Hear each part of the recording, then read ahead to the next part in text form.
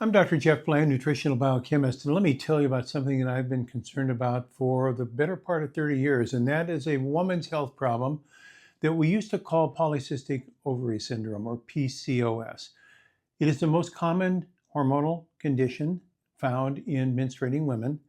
It has a very significant problem as it relates to things like fertility and things like weight gain and things like hair loss and acne. And so it's a condition that's associated with elevated levels of a hormone in a woman's body that are the androgen hormones. The androgen, not the estrogen hormones, but an imbalance of the androgen hormones. The principal one that we're familiar with is testosterone.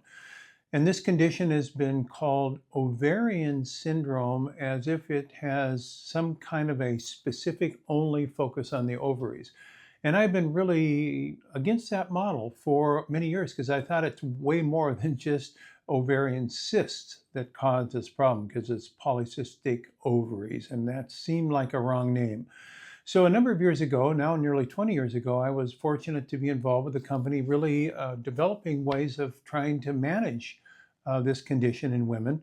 And we had a very erudite group of advisors, Dr. Andrea Dunev being one of the OBGYNs on our board, who is internationally recognized, along with Dr. Helene Teede, in terms of their expertise in this condition. And they were arguing very strongly that we should not stigmatize women by calling this polycystic ovarian syndrome, because it kind of has a very negative application and implication. And quite honestly, this condition that women are experiencing is much more than just the cystic ovaries. In fact, women that experience this often don't have cystic ovaries, and other women that have cystic ovaries don't have the condition. And so the argument was that this is a complex polyendocrine disorder that had to do with things like insulin resistance and meta-inflammation. And we should be looking at this much more systemically in terms of how to manage the condition.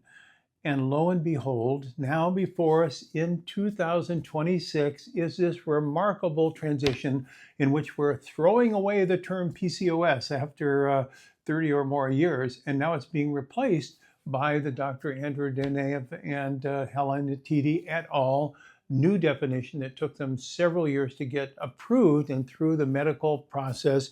And now it's, according to the Lancet medical magazine, one of the peer group leaders in the field, polyendocrine metabolic ovarian syndrome. Let me say it again, polyendocrine metabolic ovarian syndrome. So that's PMOS. And no longer do we have cystic in this title.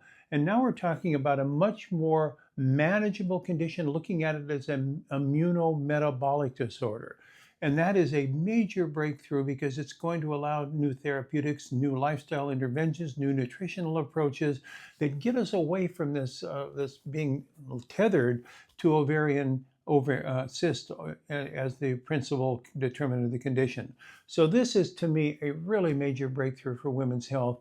I think we're going to see rapid advances now with unbridling ourselves from that old definition and now looking at a complex systems biology issue that is manageable in part by lifestyle dietary interventions that are really going to make a difference in the outcome. So stay tuned.